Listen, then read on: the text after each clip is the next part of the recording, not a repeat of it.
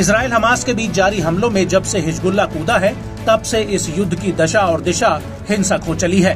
Lebanon के इस शक्तिशाली चरमपंथी संगठन को ईरान का जबरदस्त समर्थन हासिल है। यही वजह है कि इस समूह की ताकत का लोहा हर कोई मानता है। बीते साल 7 अक्टूबर के बाद से ही ये समूह इजराइल पर लगभग रोजाना गोलाबारी कर रहा है। अपने एडवांस हथियारों के बूते इजराइल को चुनौती देने वाला हिजबुल्लाह अब इजराइल के लिए सिरदर्द बन चुका है।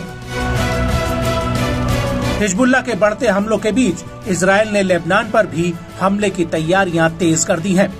पीएम नेतन्याहू के बाद सैन्य अधिकारियों की ओर से आ रहे बयानों से ऐसा संकेत मिलने लगा है कि इजराइल हमास के साथ साथ हिजबुल्लाह से भी सीधा भिड़ने वाला है। वहीं हिजबुल्लाह ने भी करारा पलटवार करने और इजराइल को सबक सिखाने की धमकी दे डाली है। इन सब के चलते अमेरिका और पश्चिमी देशों समेत अरब देशों ने भी हिजबुल्लाह की उग्र कार्रवाई के चलते आतंकवादी संगठन घोषित किया हुआ था। हालांकि अब अरब देशों ने अपने पुराने फैसले में बदलाव करते हुए बड़ा फैसला लिया है। अरब लीग के सहायक महासचिव होसाम जकी ने खुलासा किया है कि अरब लीग ने अब हिजबुल्लाह को आतंकवादी संगठन की लिस्ट से हटा दिया है। अरब लीग के पिछले फैसलों में हिजबुल्लाह को एक आतंकवादी संगठन के रूप में लिस्टेड किया गया था, जिसके कारण हिजबुल्लाह समूह से सभी कम्युनिकेशन को खत्म कर दिया गया था। मगर अब लीग के सदस्य देश इस बात पर सहमत हुए हैं कि हिजबुल्लाह पर आतंकवादी संगठन का लेबल अब नहीं लगाया जाना चाहिए। हिजबुल्लाह की लेबनान के भविष्य में एक अहम भूमिका है।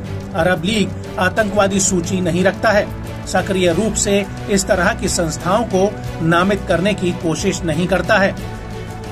आपको बता दें कि बेरूत में अपनी यात्रा के दौरान जकी ने 1 दशक से ज्यादा समय के बाद अरब लीग और हिजबुल्लाह के बीच हुए पहले संपर्क में लेबनान के प्रतिरोधी गुट के वफादार के प्रमुख सांसद मोहम्मद राड से मुलाकात की। आपको यहाँ ये भी बता दें कि अरब लीग का गठन 22 मार्च 1945 को काहिरा में हुआ था। शुरुआत में 7 सदस्यों के साथ मिस्र, इराक, ट्रांसजॉर्डन, लेबनान, सऊदी अरब, सीरिया और उत्तरी यमन के साथ इसकी स्थापना हुई थी। वर्तमान में इस लीग में 22 सदस्य देश हैं। आपको बता दें कि अरब लीग ने मार्च 2016 में हिजबुल्लाह को आतंकवादी संगठन के रूप में लिस्टेड किया था। उस दौरान अरब लीग के इस फैसले पर लेबनान और इराक ने कड़ी आपत्ति जताई थी। ये फैसला 2 मार्च 2016 को खाड़ी सहयोग परिषद की ओर से लेबनानी समूह को नामित करने के तुरंत बाद आया था। और अब अरब लीग का ये फैसला ऐसे वक्त पर आया है जब ऐसी आशंका जताई जा रही है कि हिजबुल्लाह का इजराइल के साथ तनाव अपने चरम पर है। किसी भी वक्त दोनों में हिंसक युद्ध छिड़ सकता है। इजरायली नेताओं की ओर से आ रही लगातार धमकियों से इलाके का माहौल गर्मा गया है। दोनों पक्षों ने ही सीधे युद्ध की धमकियां दे डाली हैं। इजरायली रक्षा मंत्री योव गैलेंट ने कहा कि वो हिजबुल्लाह के साथ एक राजनयिक समझौते पर पहुंचना पसंद करते हैं। इजराइल का रक्षा प्रतिष्ठान लेबनान में संभावित हमले की तैयारी कर रहा है। हम हर चीज के लिए तैयार हैं।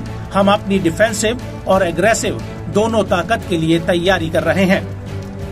ऐसे नाजुक मोड़ पर लीग का ये फैसला काफी हद तक हिजबुल्लाह को अप्रत्यक्ष रूप से समर्थन करने वाला माना जा रहा है।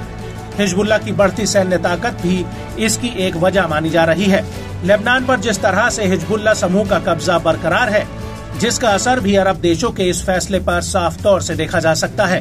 अरब लीग के सहायक महासचिव ने बताया कि इजराइल की ओर से आ रहे हमलों के संकेत चिंताजनक है, लेबनान पर युद्ध थोपने की ओर इशारा करते हैं। अरब लीग इसके खिलाफ है।